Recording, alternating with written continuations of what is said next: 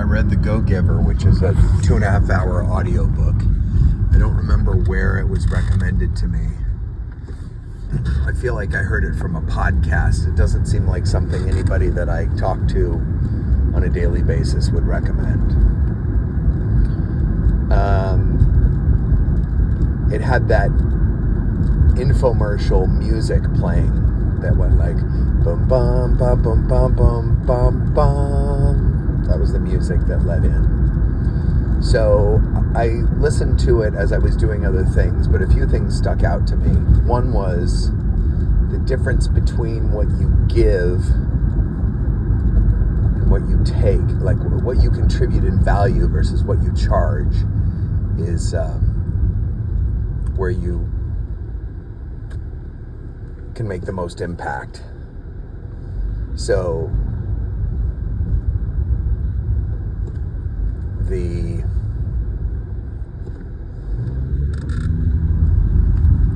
I guess ideally if you give $100 worth of value and charge $10, then this would be a proposition that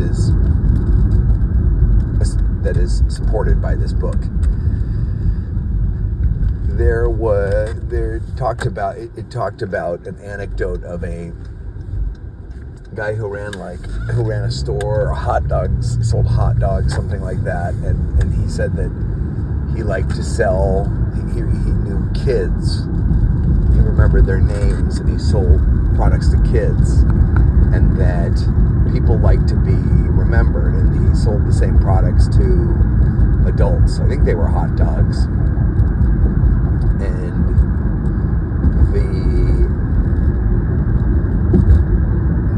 the rule of business is that people like to be appreciated.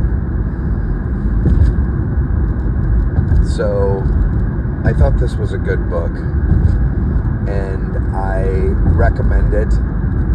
Basically, some of these self-help books, I listened to it for 2.5 hours. This is a business book, but it's essentially, you should think in terms of giving. That is the number one goal. I think it was like, first was survive, then save, then contribute. I think those were the 3 rules, something like that. And obviously we need to survive, and then if we have a little bit more, we can save. And then if we contribute, then we're doing a lot more. So I feel like there's some nuggets of wisdom in there. Yeah, I'm still kind of thinking about how to utilize a book like this. There are so many of these books out there with principles, and sometimes the principle is just the thesis statement, and the anecdotes sort of explain it, but you don't even necessarily need the anecdotes if you understand the thesis. The other part of it, though, is there are lots of examples about, there was, I think, a woman who sold real estate, how she started she was divorced and in her 40s and had never had a job, or hadn't had a job in a long time, and she went and she learned how to close, and there was she laid out 30 different closes, like the Yaya Sisterhood close and the sinking ship close and things like that. Like, if you need to close, here's what you do. So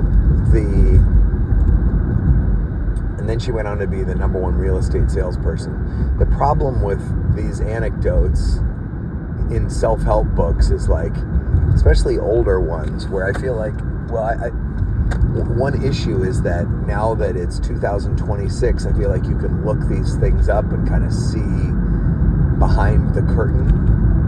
So it's like, if you have, this guy went from making no money to being the number 1 salesperson in his field in less than 1 year, and you kind of go, well, that was during a period where there was some blip in the economy and people could make a lot of money, something like that. It's hard.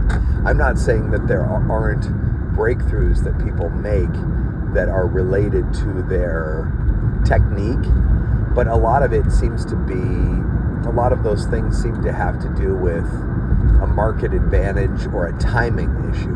Like if you invested in NVIDIA a few years back, then you're going to be rich and everyone's going to be asking you how you did it. It's like, well, I just, I invested in NVIDIA, but everything after that, because you have that,